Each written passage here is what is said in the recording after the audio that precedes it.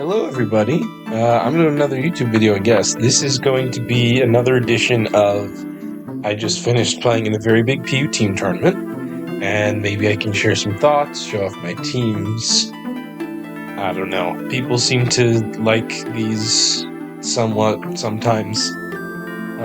Just as the experience this time, it's Smogon Champions League, the only team trophy tour that PU is in. Very interesting pool of players, very interesting meta developments over the tournament, so I think this is a good opportunity to go over all this stuff, and I also like to do it just for my own sake. It's always good to review your games. If you are just watching this and you ever watch your own games, watch your own games if you want to improve. But this is just going to be me. I haven't even, rewatched the games since they happened, or anything like that. This is just going to be me going back through reacting at the time, trying to bring up my thoughts, where the prep was, what I think about the meta, things like that. And I will be sharing the teams as well, especially because can't use this anymore. First couple weeks were in an old metagame. We had Galarian Slowbro, which is unfortunately gone. The idea behind this team was a more offensive Grimmsnarl, which at that point had not taken off. And now, 10 weeks later, there's a lot more offensive Grimmsnarl, whether it's bulk up, whether it's just offensive parting shot.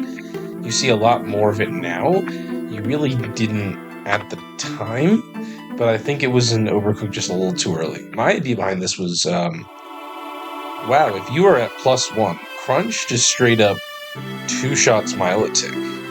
That's really good. It's great pressure on it. I should try to use it, so I did my best with that.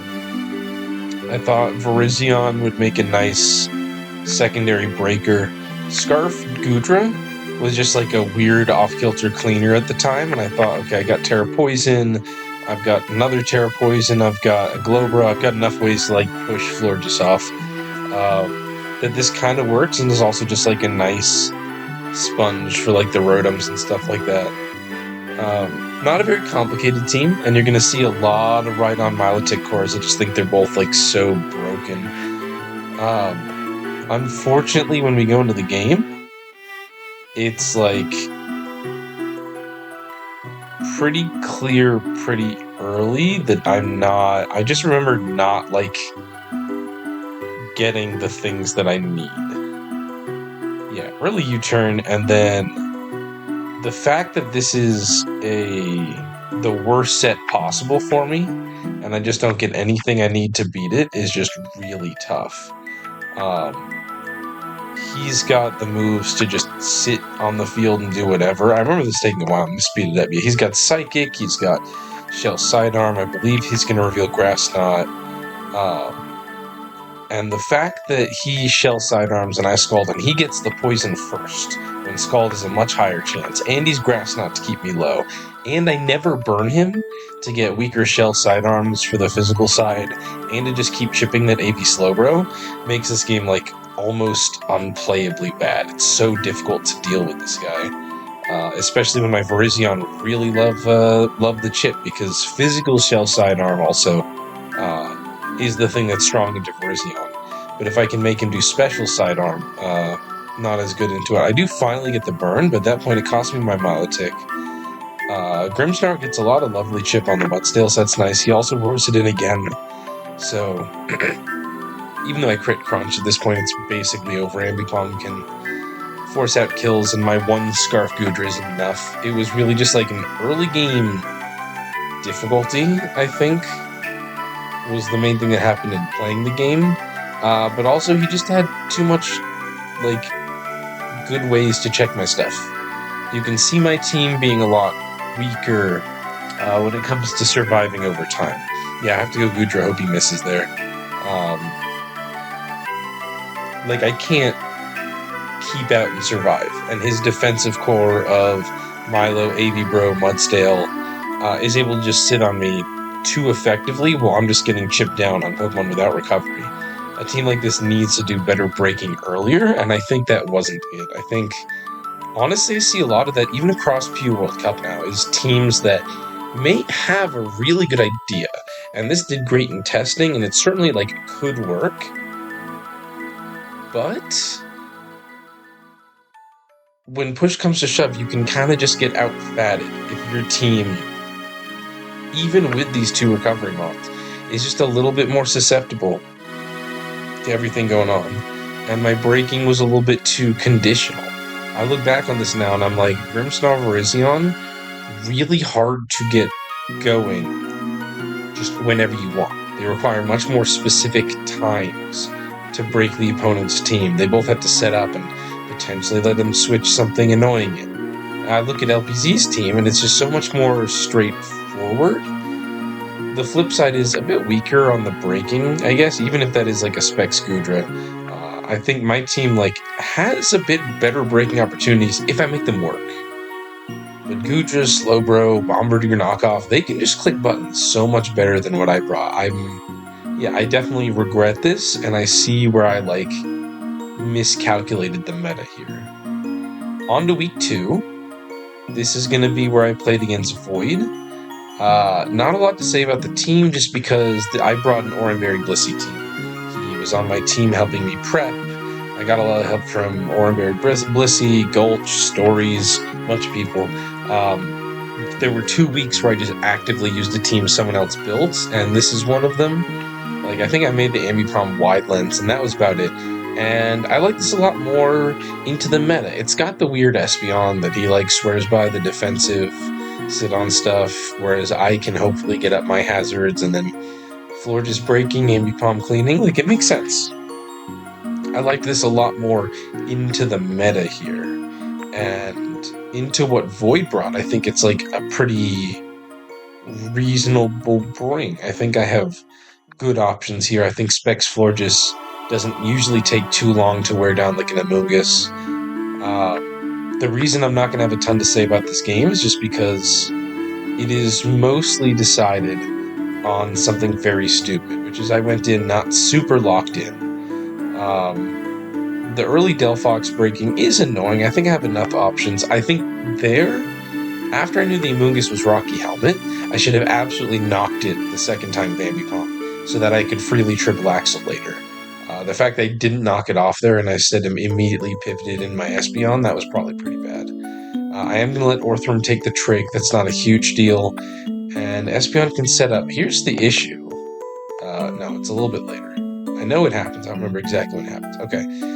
Here's the Delphox that is very obviously Zoroark, because the Zoroark, that's the amount of damage that it had taken. And I'm just not playing locked in enough. I can 100% live what he wants to do. He's not going to expect me to be that slow, so I'm pretty sure he's going to Sucker Punch. I can just live that and kill him with Alluring Voice, and heal up later on the Amogus or on the Cramorant, and still be in a pretty good position. But instead what I do is I click Psychic, because I'm just fucking misclicking. There's no good excuse for that. And then I look and I go, okay, this is pretty bad, but as long as I keep Espeon, I still have good odds. He's Sucker Punching with this banded Zoroark, with how much it did to the Milotic. That shouldn't kill me. I'm so defensive. I'm literally 252, 252. I'm just going to Terra Fairy and... No, it wasn't banded, that was the thing. Sucker could have killed me, but he's not doing that. He's going to go for knockoff. No, Sucker wouldn't have killed me. I'm being stupid. He's not banded. See, this is the thing where, if I had looked back at the games beforehand, I'd remember this. Point is, Terra Fairy, I have great odds to live. A freaking Black Glasses knockoff and stuff.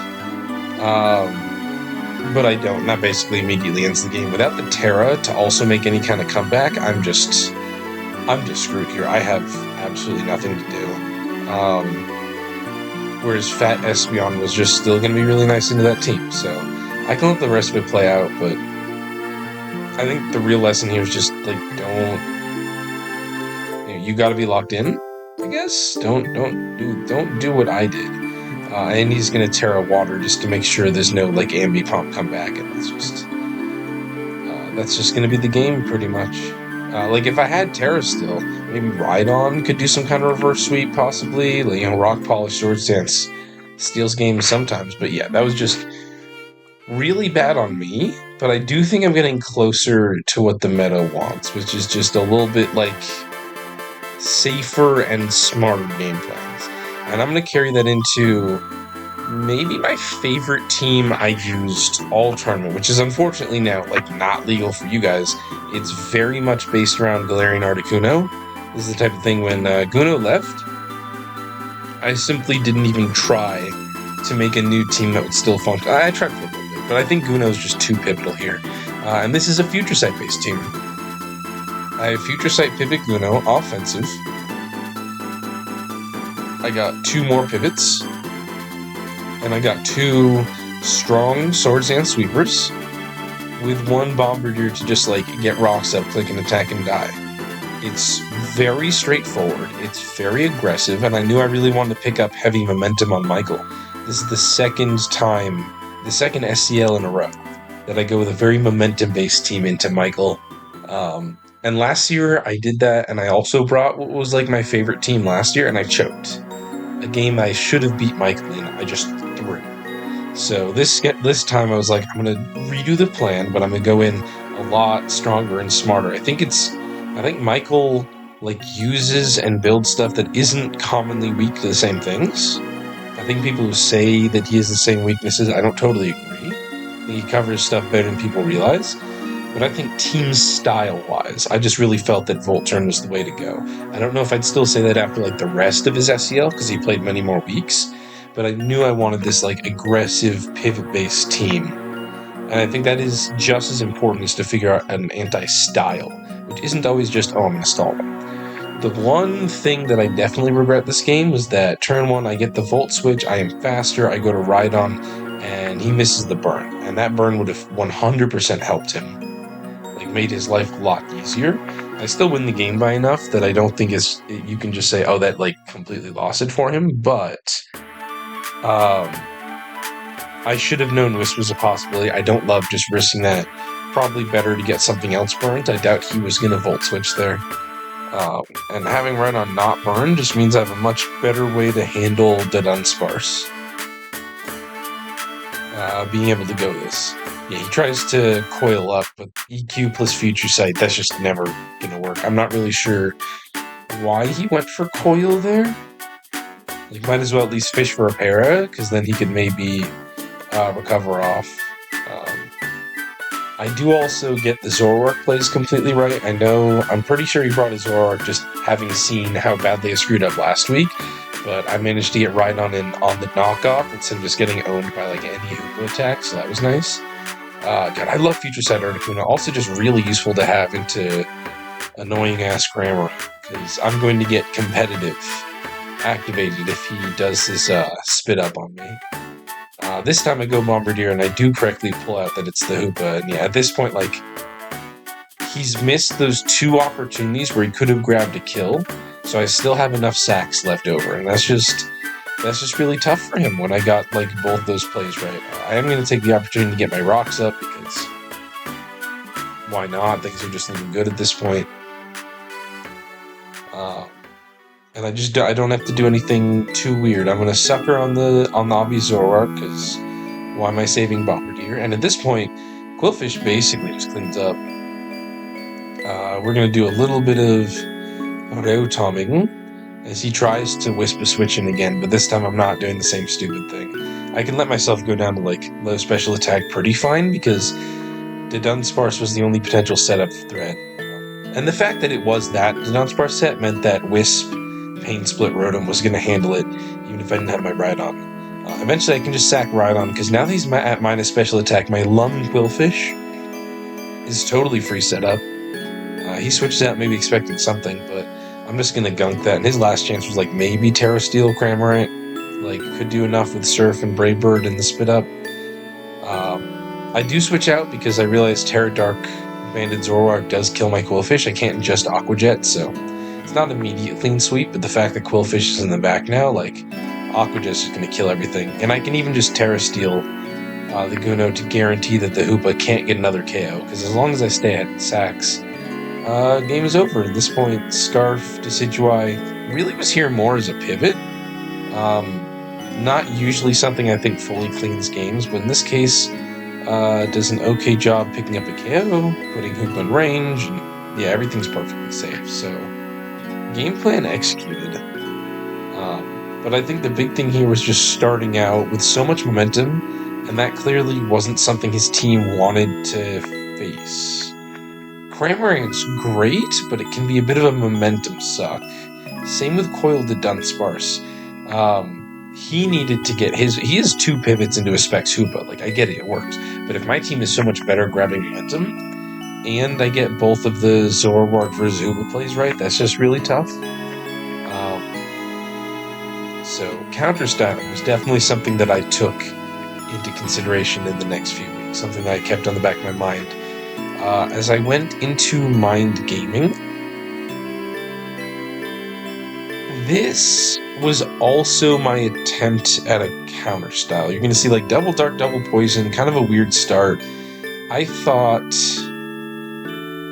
the Zoroark to just grab surprise kills with the Fairy Blast, and then otherwise like a very basic team that can wall as much stuff as I want.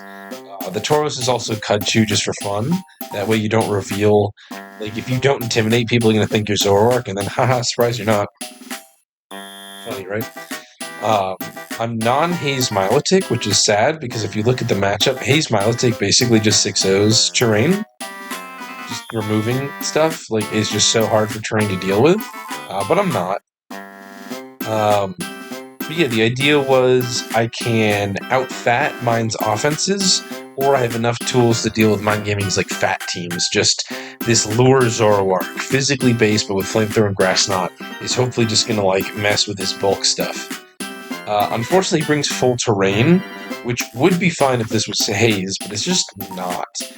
The game itself is a banger, which I think I can let play out mostly the same. The problem is just the ending. I start Tauros. Hopefully he thinks I'm Zoroark. He Toxic, I guess, expecting his Zoroark switch out. Unfortunately, it is a Sash, the last life I got rid of him. That easily yet, and rocks are going to be hard to come by this game, as you'll see.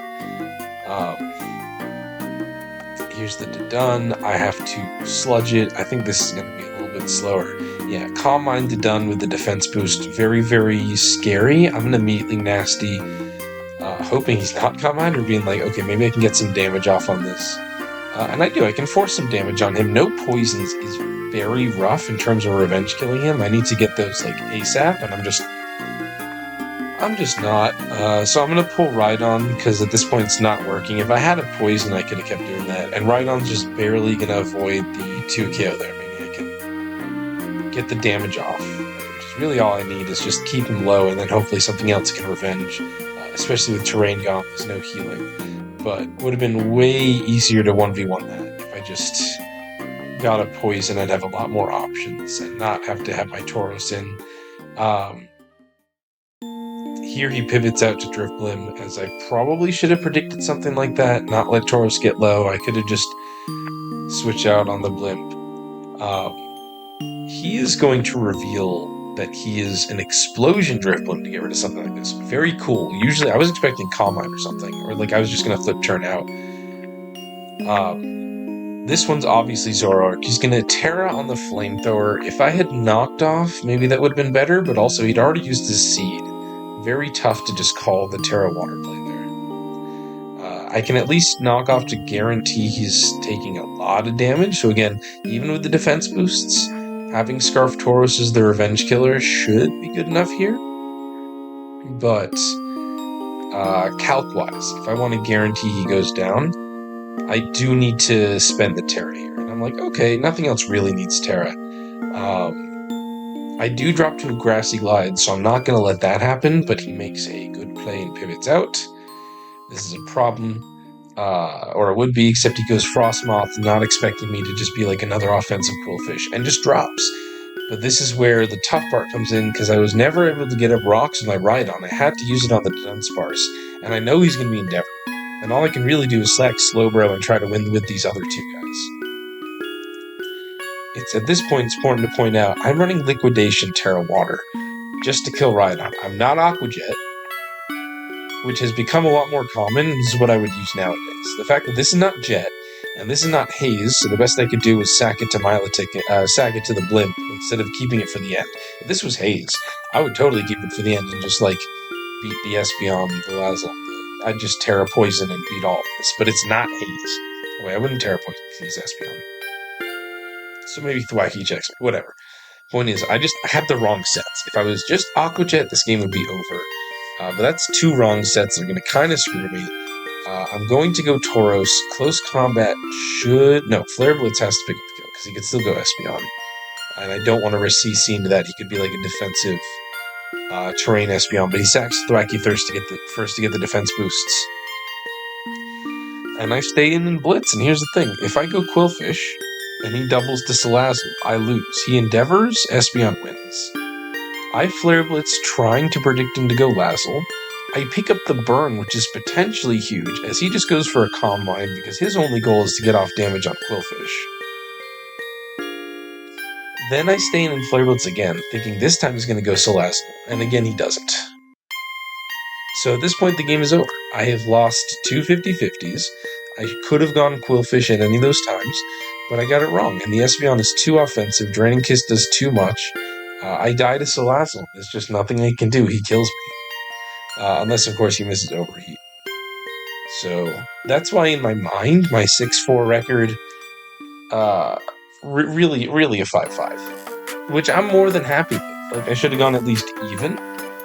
Hell yeah. But this is the game that's just... A bunch of Pokemon games have luck in them, but this is like the purest distillation of it was a good game, it came down to the end. I got really screwed by just having the wrong sets for this type of team. The counter style just didn't work when mine mixed it up so hard. But I got bailed. I got bailed at the very end. There's not a lot more to say about that, so... Back to even. I'm going to fight Isa. This is a hyper offense team I've used a lot since then, a lot of tours. I've passed it around a bit. Some people have also ended up using this. It's got a Heracross on this version, but now it's been changed to Passimian because Heracross got banned. The idea at the time was, I'm going to bring some lure stuff. Heracross was legal for like just the 1 week, and got banned for being super broken. But I'm using Scarf, not Guts, the broken set, because I want to make people think, oh, this is the breaker, and there's a Scarf Bruxish. And I want to maybe catch a surprise KO with this, potentially, or people trying to pivot something in that could work into a non-Guts activated Heracross, but then I get 2 hits off, and then sweep with this later. It's also got this heinous lead to Dunsparce that I do think kind of kicked off the trend of lots of these offensive rocks to Dunsparces, although a lot of people opting for like Lair instead or something like that. I wanted all 3 moves. Hit the Lowland Sandslashes, 2-shot the Rhydons, or 3-shot the Rhydons rather, something to 3KO Rhydon, something like that. Just full offensive. AV Muds, also in the middle, probably not the first, but in the middle of a kickoff of like non-Rocks Mudsdale sets. Just a lot of fun stuff that I thought could probably catch him off guard, because Isa was subbed in over, I think, Avarice? I don't remember. And is not a PU player. I was just like, I like this team. It's doing amazing in tests, like never losing, but also, like, specifically the surprise of that should be so good into a player like Isa, who's a very strong player, but just doesn't know this stuff. And case in point, an immediate Boomburst KO is a really rough way to start the game, as my Dunsparce can just casually get rocks, like trade rocks with Rhydon, and win the 1v1, like pick up that 3 KO thanks to Ice Beam, like just absolutely perfect start for me. This team does not mind rocks at all. And from here, can't use my Chople to lure Palmot, unfortunately, but it's just going to be a very simple cleanup as long as I don't play too poorly into just letting Arcanine and Bombardier blow out too much of my team. It's not knock Ambipom, so I can't take those rocks away, or those boots away so he gets hit by rocks, unfortunately. Mudsdale EQing the Palmot, predicting Bombardier to switch out. Absolutely what I needed, and then just I can let it die, or let it get burnt to make Arcanine die. And at this point, Isa just doesn't have enough, and I still live in Moonblast, which is crazy. But yeah, just a very, very straightforward, safe cleanup. Like, this Bombardier's not winning. Not a lot to say about that one. But just again, like my thoughts in a lot of this prep was styles. How do I mess with people? In this case, yeah, Fox's I'm pretty sure was Avarice, but when they subbed in someone with less experience, let's go crazy. Let's do something that I'm just not going to be ready for. Although I've kept using the team because I just think it's a genuinely good offense, but messing with people is good. Versus Drud, he was, I want to say at this point, he was still undefeated in the tournament, and I really wanted to go heavy pivots again. I had a big belief in Floatzel as this really strong pivot where it does kind of kill most of the tier. Milotic, Defensive Hisidui, that's about it for checking Floatzel. And everything that Floatzel pivots on, Hoopa loves to click buttons on. So I really had a big belief in this combo specifically, with just like a basic balance after it. And I just thought that it looked quite nice into Drud's teams because he often runs much more offensive darks. Not really fat Bombardier or fat Hisui and Quillfish. But like in this game, Zoroark, Hoopa should be able to click buttons kind of well into this team. Unfortunately, the matchup is not really what I want. I probably should have said, like, there's enough here that's annoying to check. He's got good outs into Arcanine in the late game, which isn't immediately clear from preview, but will turn out like he's pretty solid against a late game sweep from Curse Arcanine, which I thought his other teams had been weaker to. And some really unfortunate early game stuff happens that just makes it very hard for me to play back in. Like, it just would have been really difficult to come back given what happens early. Toxic Goodra also just kind of annoying, not something I'm the best prep for. You can see, don't really have a Dragon Resist, and my only Toxic switch in would be Skuntank. I am going to play aggressive with Hoopa, try to get on rocks. Like, my plan is go very aggressive, break early. I do let the Hoopa try to 1v1 the Frostmoth, because I realize if he keeps pivoting it in, it's going to take me multiple more breaking opportunities. So I'm like, okay, if I can just trade here, I think I have enough offense between these guys where I don't need Hoopa to do the breaking, which was a bit of a switch up from my original game plan, and maybe it would have been better to just pivot out on the obvious incoming stun spore, like just let Arcanine take it. But the fact that I can't even get the 1v1 because I get the full para, and he's able to like keep this sack, really annoying. Really, really problematic. And then if I speed up, there's one other, I forget what happened. Like, there's one other problematic thing that just made it really hard to keep up. I'm trying to remember what happens, but I don't. Yeah, Mudsdale also not something this team switches in very well. Oh yeah, Sludge Wave poisons the Rhydon so that he can take it out way faster. Just the fact that he's Sludge Wave was still poisoned anyway. That just, you'll see how much faster my team dies in this game. What I think I had underestimated just from turn one is that if my Decidueye is toxic and can't 1v1 Mudsdale, this matchup becomes super, super hard to deal with. I also totally screw up with Arcanine. I don't Terra the first time, and then I do Terra, so that Body Press kills me here.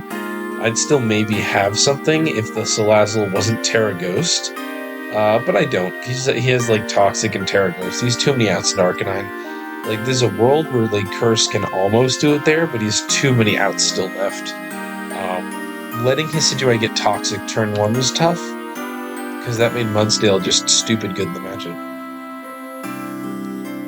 And there's a world where I just keep momentum up a lot better, and the team didn't have the worst matchup on paper, even, like, definitely losing, but not horribly losing, but just never really comes into fruition. I never really even fight the Zoroark, just, it didn't work out. And I think in hindsight, this team is just a little bit weaker in what it's trying to do, a little bit more reliant on these things need to get going, or it doesn't work. Same as the Week 1 team, where if my Grimmsnarl and Virizion don't get going in the right way, really hard to take a win. Something I definitely regret is just teams that are too specific in what they need to do, which is why next week I just go stall. I don't even have any special sets to share here, although in the game, the Avalon was accidentally minus attack, which really mattered. Like, the damage output Avalugg was doing was really, really important. And I just didn't get it. That sucked. But aside from that, it's just the stall team. I just thought that the Excal stuff didn't look like it was going to break stall too well, and I could just sit on him and spam hazards, and things would be okay. What ends up happening is a lot more complicated because I think I do have a good matchup. I think he really struggles to break down this team, but I think JYT is going to play it a lot better than I do. Very early on, I get a couple of... I get at least one... I get the poison on the Goodra, I get a spike subbing, I'm getting plenty of chip to start. Unfortunately, I let Defog Moth in, and I'm playing really aggressively with Snorlax, which, like, is really important to get this chip on the Palmot. You see how well Palmot can break this team. Amoonguss taking 80 from Ice Punch, and then he gets another kill. But Snorlax, I leave really low, really early, which makes everything a lot more terrifying. I kind of have to let Cram get toxic because, can't go Snorlax, right? It's too low. And the Goodra is basically dead, but in return, my Cramorant's basically dead, my Snorlax is basically dead. I do pull a rest, but I'm not Sleep Talk. Every time I switch into rocks, things are tricky. He also has Terra Ghost, just to, like, stop me from spinning. Avalugg can still, like, beat it, but Cramorant does not do well here. Not when it's toxic, not when there's too much pressure. It's not, like, enough to remove hazards. And I really want the hazards off so that my sleeping Snorlax doesn't, like, keep getting chipped and pressured until it wakes up. So really, really tough game ahead because I just let him get a lot of early game stuff. And I have to claw my way back and not let my Snorlax get too pressured. His goal, keeps hitting rocks, keep pivoting around, and just my Snorlax is getting chipped and chipped and chipped by the rocks, by the pivot moves. You can see I'm down to 39%, and I've still only slept once. I have to sack Cram at this point, just to get another sleep off. If he Ice Punched my Amoonguss there, it was over, but I do get the Rocky Helmet pivot there. Unfortunately, I can get hazards off by copying his Frostmoth with the Ditto. You can see I'm letting Ditto die, but in return, Snorlax can finally rest up on that Lazzle again. Hazards are back up, and this Frostmoth has taken like 4 Avalugg hits. If I wasn't minus attack, he might be dead. He might be almost dead. Certainly Amoonguss, he'd be in range to die to it. But I just barely have enough, and I catch out his Salazzle coming in on Avalugg with a nice Earthquake. And even though this game's really close, like Snorlax has slept 2 times, I stay in on the Bombardier and Curse, because I should be able to live anything. And at this point, it's pretty close to being over. I just have to not let, like, this final pivot sequence beat me. And Snorlax loses the leftovers, it's gonna get chipped even better, and I Heat Crash into Mudstale, so I would die there. All I can do is go Amoonguss, live in Ice Beam because I'm full Spadef and he's defensive, and get the Toxic off on Frostmoth, which is what I need for the remaining chip damage on him. But it's close. It's really, really close. I didn't even talk about all of the, like, small interactions in this game. Like, there's a lot of different mind games I just don't have the willingness to go to and break down the whole long stall game, but I let him take a lot of damage very early on in returns for, like, taking out the Goodra and mostly taking out the Palmot. But everything he racked up on me made that just those sequences of just pivot, pivot, pivot, pivot, pivot, keep chipping my Snorlax that can't rest with the rocks that I can't get rid of. Really difficult. And if I just kept Cramorant, my Boots Defogger, healthy, non-toxic, could have worked out. But I just never did, and I almost lost the game because of it. Alright, much easier game from here. I build just a really basic balance that I think will do fine into Q, so I thought would try to bring some weirder stuff. My thought was just something really basic. One funny thing, Subtoxic Goodra. Subs up on a lot of random stuff, just be annoying is the goal. Basic balance around it. I think it will just mess with Q's weirder teams. I've got a solid win con, I've got a nice sweeping cleaner with upper hand just for fun. Don't ask me why. I just thought it was funny. Little Combine Florges to go along with it. Combine Terra Florges, so fucking good. And I was right. Q brings some Whiscash Hail. and I'll let the game speak for itself. I just think I'm very prepped into this. Counter style wise, I think I'm doing great. He also just leaves Lazzle to chip Goodra immediately when I don't think Goodra is the biggest threat on my team. I don't think that's what he needed to spend the Endeavor Sash Lazzle on. Like, it's a hail team. It's got Bomb, it's got his... Why is Goodra the thing you have to take out? I just really don't agree with that, you know? Not worth it. Not a good start for him. Hard to switch into Goodra, but I do immediately Dragon Pulse, just figuring he might stay in or something. And then, like, I have a healthy Mudsdale. I don't really need it for anything outside of the Sandslash. I do mess up here, though. He axles and just dies to Helmet, which means... look at all this taunt. Which means I could have just set rocks here. But I Earthquake just in case he SDs again, like if he knew or if he was Icicle Crash or something. He's not. He didn't know. He makes a nice double there. Like, he picks up a KO, but I've already started up so hard. Like, his main sweeper's gone. His really annoying thing is gone. As long as I don't lose to Swords Dance Acidui or to a Dragon Dance Whiscash, I should be fine. As it's not Dragon Dance Whiscash, it's Red Card and it's Hazards, so no big deal. I mean, it's going to get up rocks, but because it had to switch into attack, it's just taking too many things. Oh yeah, he actually lives that. I forgot. That was great. Go Whiscash. But at this point, Florges just kind of beats the rest of his team, like, pretty handily. You know, it's a hard start. Like, he goes Ninetales, Florges just 1v1s that anyway. I am going to go Moth just to be safer. Florges is good enough into these. Frost I don't need for these, so I'm just going to let Moth, like, chip and pair. Oh, I Ice Beam because I thought he might switch on a Stun Spore, I think. And then I Stun Spore. But at this point, if he tries to set up, Florges would kill him anyway. So Florges just cleans house from here. Unless it's some crazy Terra Isidui stuff. I think Hughes just went too weird on this, and bringing something normal worked out fine. Yeah, that's mostly my analysis here. It is Terra Ghost, though. If it was Terra Poison Swords Dance, maybe he'd have something, but pretty tough. Pretty tough to come back from just the start and the team matchup there for X-Line. So here's another just fun balance that I think is at this point, like, still legal, pretty worth stealing. Sub-Goodra's kind of funny. Not the best set. Not as good as its other sets, but funny. Gilbert, this is week 9, and I am just kind of burning out on prep. I had an idea. I wanted to use Endeavor Cramorant, and I tried a bunch of teams, and I just couldn't get the little shit to work. So I ended up using a team that Gulch passed me. Actually, Gulch passed me the team, unlike the OBB team. Actually, was the OBB team still legal? I don't know. This is the second week I've gotten past just a team by somebody else. I'm not going to share all of Gulch's sets. It's very, very basic. It's Specs Moth to break. It's multiple pivots in the Passimian, the Ambipom. It's a Nasty Plot Uxie, which is a good thing to just, like, clean up.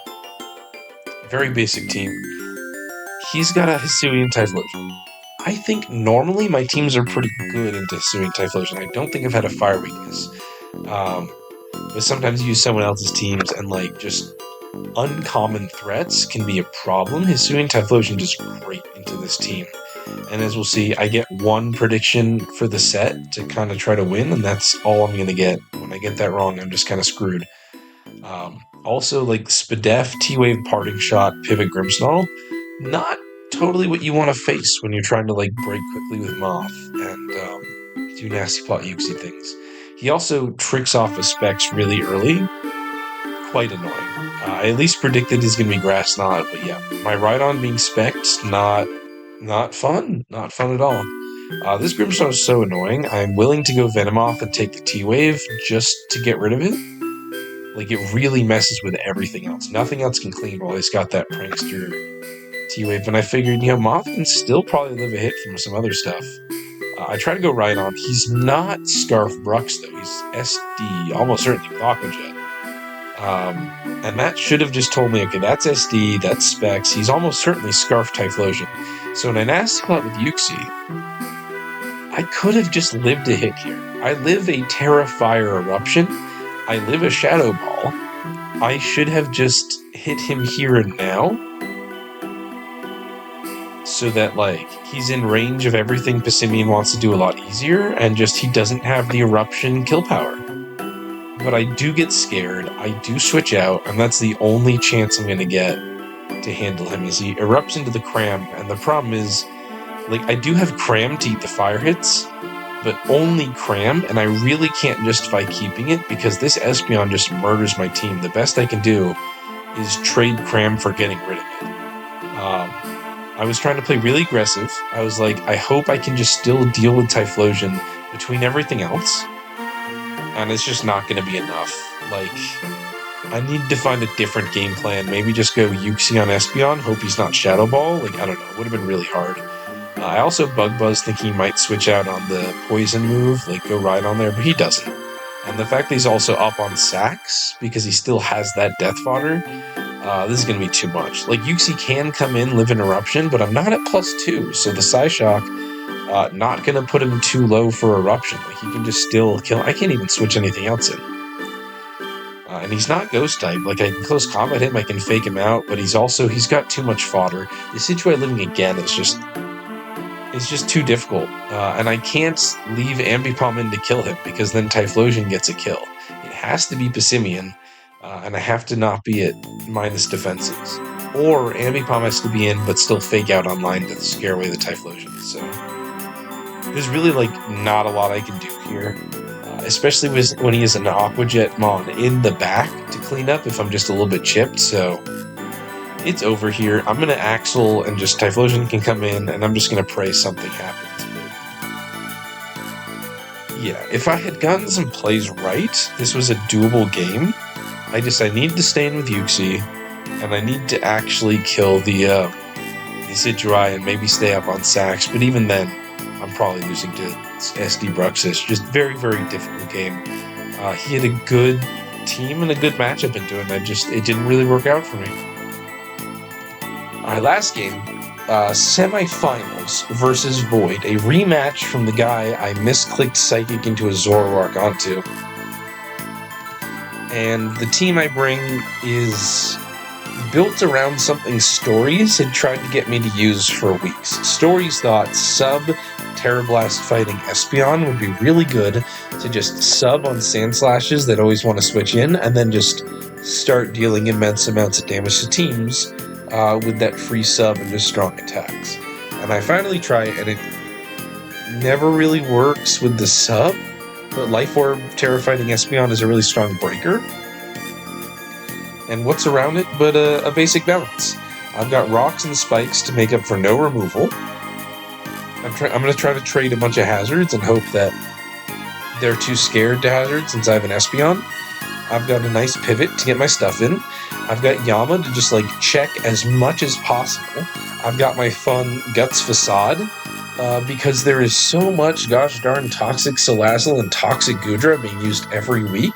I'm like, let's use some Guts Facade. Why not? If this is my special wall, it's probably going to get statused. I bet it's going to come in handy. And a little Healing Wish just to round things out, because no recovery. Two very good Mons that could probably use it. I think Void has a really good matchup here.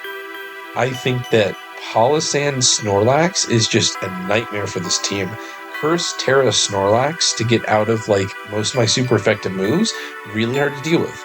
Palossand shuts down Yama pretty well. Like, if he's Colbur, he can take some hits longer. If he's not Colbur, he's probably Helmet, and then I'm getting chipped fast. So if Yama takes, like, a Toxic or a Scald Burn, and then Palossand comes back in, like, it's going to keep Yama at bay just long enough that I can't really rely on him to break.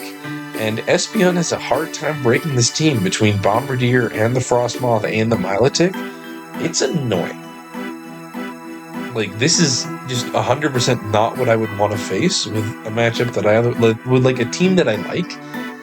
Palossand, Snorlax, Frostmoth, Milotic is just like, really fat in a way I did not want to fight. And as we'll see, my plan ends up being like, I'm going to pivot and pressure really hard and fast really early. Not getting burnt turn 1, 2 is also incredibly useful. I hate Scorching Sands. He's playing aggressive. He is not rocking. Espeon is doing its job. Just by existing, he does not want to click hazards, and that's great. I am going to go for Burn, even though that'll make this a lot harder to break if he is Marble Scale. Like, my Hariyama won't appreciate that, but I need to chip and pressure him early, and I think that is more worthwhile to just, like, be whittling away at him. That's really my goal. Like, I'm just going to start doubling and pressuring hard. I'm going to double out into Yama. As he goes Bombardier instead of Snorlax or more expectedly Frostmoth. A bit unfortunate. But workable. I'm going to get up some spikes and just annoy the Bombardier for a little bit, do crunching, as he's just willing to fully chip my Quillfish. This is a very important point. I'm going to try to Pain Split out as he roosts up. I'm going to try to Pain Split out again. And this is the point where I could taunt him and keep him low potentially, but I don't really want to die. And he does roost off, and my Quillfish is low. It's still useful, because if Frostmoth dies defogging, I can get spikes up again, and it can Pain Split and taunt on the Snorlax, which is really important, because otherwise my outs into Terra Snorlax are very bad. I need to keep Quillfish. It is way too useful here to let go. He's going to knock off my Muds and just make it not have the longevity to take on the Snorlax either. I think it's a good play from knowing his win con there. I can double on the Palisand and go for a little flip turn and just... I'm doing my pivot pressure. 80% on the Moth is good. He hards Lazzle into Yama, I think just thinking his Palisand is going to die. Which I am totally fine to trade that dying for a Toxic, right? My pressure is working. He didn't really have a good in. His Bombardier is also, like, staying low. I have ways to break him now. Bombardier's low enough, Espeon's definitely going to kill it. Yama can probably kill it. Unfortunately, his Palisand back in, but he kind of has to recover here if he wants to be, like, able to take on anything. And I'm still keeping up the pressure. But you'll see where it goes wrong. Shaman comes in. I double because I don't want to let his Frostmoth in for defog. Great, that works. It's still going well. Free knockoff. He's going to go Palisand, and as I thought with how he played it, it's Helmet. It's not Colbur, which means I can just clean 2 KO. But Yama's getting pretty chipped down, right? I don't have the most breaking time left, and if I Healing Wish it, I lose the Guts. And this was just a stupid play. I keep Mudsdale, and I sack Quillfish, and that's just bad. Between those two guys, this is the one I need more because of the Snorlax. Pain Split and Taunt are how I'm going to keep that Snorlax from sweeping me with Curse. If he just, like, Terra Fairies or something, and my Yama can't hit him, I'm screwed. And this was just stupid. There was no reason to sack the Quillfish and not the Mudsdale. Yes, Mudsdale's good at roaring Snorlax, but that only works for so long. Especially if hazards go away and the Snorlax, like, isn't getting super chipped by Roar. Just stupid. And I go back into Yama, and I Bullet Punch, which is going to give away momentum because Milotic is in fact Marble Scale. I was really hoping he'd be competitive.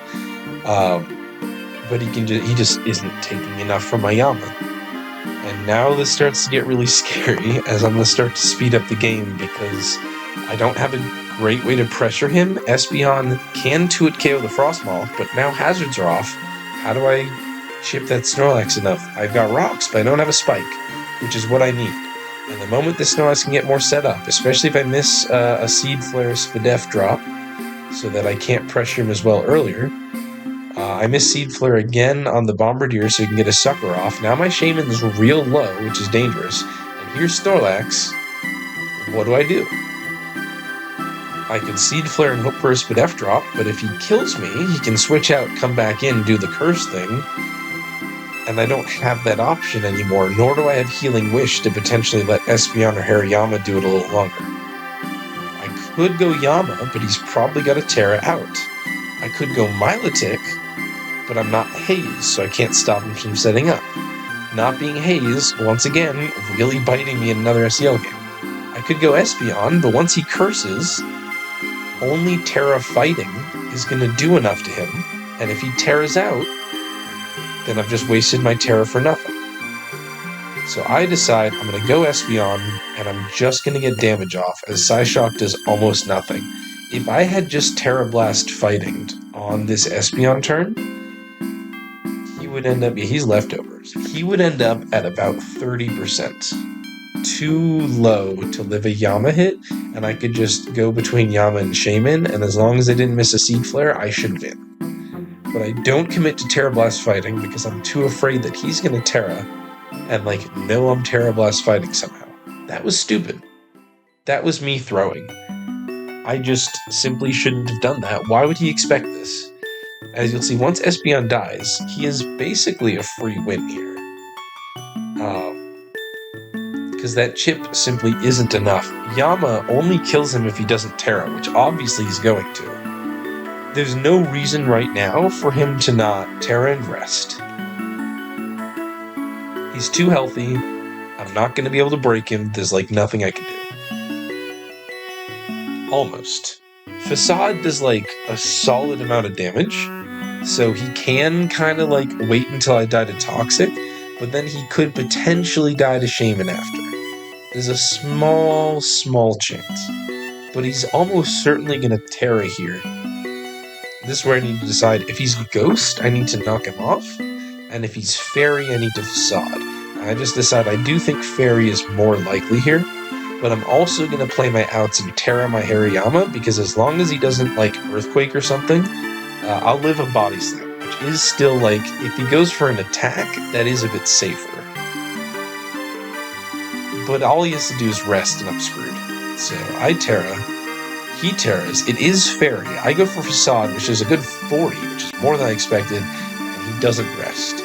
Which means at this point the game is practically over. I can just go for another attack, and if he comes back in, he's going to be at 12, and any hit, even a Milotic Scald, should kill him. Probably. So I do that. I don't bother saving Yama. I don't take the risk that he just rests here. He does, of course, go Milotic. And then I realized this is actually a problem if I get unlucky. Because if he's able to flip turn Snorlax back in, it'll get leftovers on that turn, and then he might be healthy enough to live a Milotic Scald. It could be a roll. But that's fine, as long as it hits Seed Flare. Whoops. I get Dragon Tailed out. I don't hit Seed Flare. Okay. I'm still afraid of him flip turning, and then living a Scald for Milotic and resting the Snorlax, which is game over. I don't want him to flip turn here. Slow flip turn, and get his Snorlax in and lefties up. So to avoid that, I'm going to go for a flip turn, right? If I'm slower, great, but if I'm faster, I can just go Shaman, as long as he doesn't Scald and burn me. And now I just have to pray. I have to pray that Milotic actually does kill his Snorlax, even after he flip turns into it. I think he didn't, realize that for a while, because, I'm clearly winning this 1v1. He's already at 4 recovers. I still haven't used any. There's no way he wins this. His only chance to win here is flip turn in Snorlax and hope he lives Scald. Which, after the fact, I think was a roll in my favor, but only by, 6%. This is a 56-44% roll. It's one of those types of things. It's close. He's just gonna stay in, trying to whittle me, hope I waste all my Scalds, hope I make a mistake or something. But eventually I stop Scalding and I start just doing flip turn or whatever, as he's out of recovers, and there is nothing for him to do except do the flip turn, get lefties, and he dies to Scald. So I do still win. Thank God. If I lost off, missing Seed Flare twice, and getting Scald burnt, just horrific. But he should have won with the rest lax play. I screwed up with Espeon, and then I got lucky that he didn't rest. I think counter-style-wise, this team was probably not it. I really like it. I think it is a solid team. I just don't think into the type of stuff Void and Duxa were using, if it wasn't a team with Sandslash, because that's what this is supposed to take advantage of, I don't, like, in hindsight, I think it wasn't that great into Duxa's stuff, aside from when there's a Sandslash, this Espeon does great, you know? So probably a little misstep there in terms of style-wise. But that's all my thought on my SEL games. I had so much fun this tournament. It was genuinely a blast to be on the breakers. It was really hard. 10 weeks of like hardcore prepping a team or trying to, failing and using someone else's, of trying to play really well in these games. It was exhausting, but it was a lot of fun. I'm glad at the end of the day, you know, I went 6-4, should have just been even 5-5, but it was a lot. Hopefully, if you're watching this for info, you picked up some like interesting teams, or you picked up some stuff that might help. I would think about counter-styling. I think people don't think about that as much as just what Pokemon is my opponent in week 2, but counter-styling did a lot for me this tournament, so I'll give that a little shout-out. And yeah, see you guys the next time I decide to make a video, I guess.